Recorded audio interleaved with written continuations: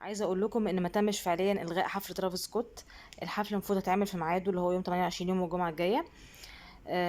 للاسف اللي بيحصل ده كان تنييم بس للراي العام عشان يعني يهدوا الراي العام. لكن لا الشركه اللي اصدرت التذاكر اتبلغت رسميا، شركه تيكتس مارشي. المدير الاقليمي بتاعها قال ان هو ما اتبلغش رسميا بده، وانا مش عارفه ليه حاجه زي كده يعني ما اتبلغش رسميا، او ان الجهات الامنيه ما اصدرتش قرار رسمي وقرار صريح بمنع والغاء الحفله.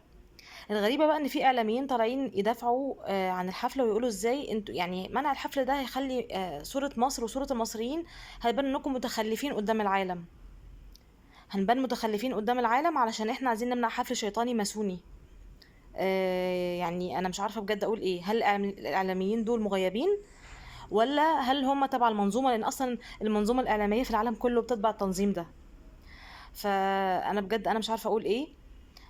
العلم بس عايزه اقول لكم ان حفل ترافيس سكوت كان في حفل المفروض تعمل في الرياض، انا يعني عرفت ده.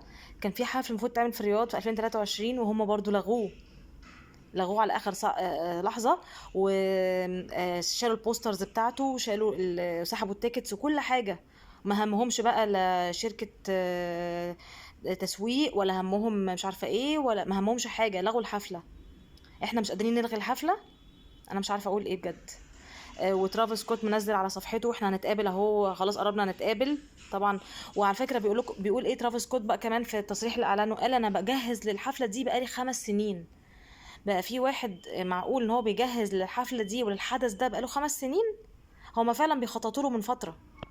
فانتوا بقى بمنتهى السهوله كده بتساعدوهم ان هم ينفذوا المخطط بتاعهم.